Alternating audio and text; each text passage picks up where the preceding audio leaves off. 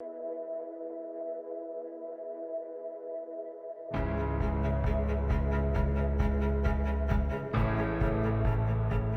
tant que directeur général de la CMSL, la société qui exploite la Cité de l'Espace et l'Envol des Pionniers, je suis heureux de vous accueillir là, ici, pour célébrer les 120 ans de la naissance d'Antoine de Saint-Exupéry, donc dans cet Envol des Pionniers à Toulouse-Montaudran. Antoine de Saint-Exupéry y est arrivé en 1926.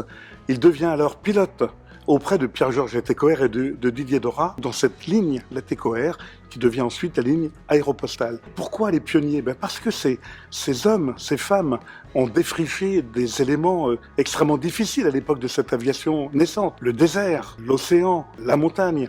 Ils ont défriché aussi des territoires inconnus, difficiles d'accès. Ils ont éprouvé des problèmes techniques. Ils ont développé de nouvelles technologies. Ils ont relié des hommes, des femmes, des continents grâce à cette ligne qui était en train de se créer. Ils sont allés au-delà de leurs limites, des limites que l'on connaissait à l'époque. Ils ont vécu une extraordinaire aventure humaine. Et c'est cette aventure humaine que nous souhaitons partager avec le public, avec les jeunes générations aujourd'hui, grâce notamment aux écrits humanistes d'Antoine de Saint-Exupéry. Nous allons accueillir, à partir du 17 octobre prochain et jusqu'au 30 août 2021, une très grande exposition internationale, Antoine de Saint-Exupéry, un petit prince parmi les hommes. Cette exposition qui a été conçue par Tempora avec l'appui permanent fort de la Fondation Antoine de Saint-Exupéry pour la jeunesse, le Musée de l'air et de l'espace du Bourget, l'Armée de l'air, l'Envol des Pionniers bien sûr, va présenter ici à Toulouse, pendant qu'elle sera aussi présentée à Lyon, va présenter ici à Toulouse la facette de cet aviateur éclairé, cet aviateur émerveillé, cet aviateur inspiré qu'a été Antoine de Saint-Exupéry et cette période de sa vie qui a nourri ses écrits.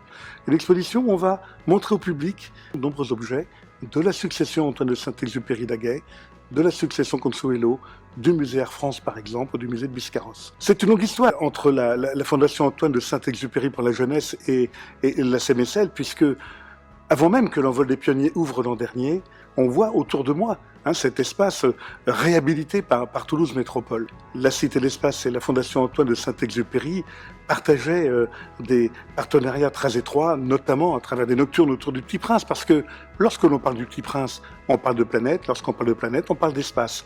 On a un fil à travers cela entre les pionniers de l'Envol des Pionniers, les pionniers des lignes Latécoère aéropostales, et ces pionniers du monde spatial qui eux aussi ont eu à défricher des espaces et des lieux totalement incroyables, comme l'espace autour de nous, c'est l'espace sidéral, aller vers la Lune par exemple.